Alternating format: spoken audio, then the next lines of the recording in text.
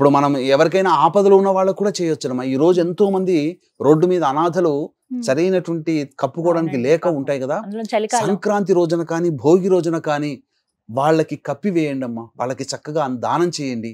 కంబళి దానం చేస్తే పుష్యమి నక్షత్రము సంక్రాంతి పర్వదినం కలిసి ఉంది కాబట్టి సమస్త శని బాధలు కూడా తొలగిపోతాయమ్మా. ఇంకా ఈ శని బాధలు కూడా తొలగిపోవాలంటే కొన్ని పరిహారములు ఉన్నాయి. అలాగే ఈ రోజున కొన్ని దానాది కార్యక్రమాలు చేయడం వల్ల వంశంలో వంశోద్ధారకుడు జన్మిస్తాడు. ఈశ్వరుని ఆరాధన చెయ్యాలి ఆ రోజున. చాలా మందికి సందేహం అండి, సంక్రాంతి రోజు ఏ దైవారాధన చేయాలి? ఈశ్వరుని ఆరాధన ఎందుకు చేయాలి అని అంటే, ఆ యొక్క ఈశ్వరుడికి 10:30 తర్వాత శివాలయంలో నువ్వులు, నల్ల నువ్వులు, నీళ్లు కలిపిన నీటితో ఈశ్వరునికి అభిషేకం చేయండి.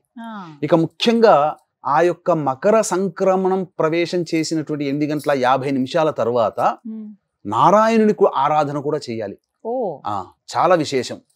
ఆ రోజున శనీశ్వరుని దగ్గర కూడా 10:20 తర్వాత శనీశ్వరునికి నల్ల నువ్వుల నూనెతో అభిషేకం జరిపించి నల్ల నువ్వుల నూనెతో దీపారాధన చేసి 8 నల్ల నువ్వుల లడ్డూలు అక్కడ నైవేద్యంగా పెడితే చాలమ్మా, సమస్త శని బాధలు తొలగిపోతాయి.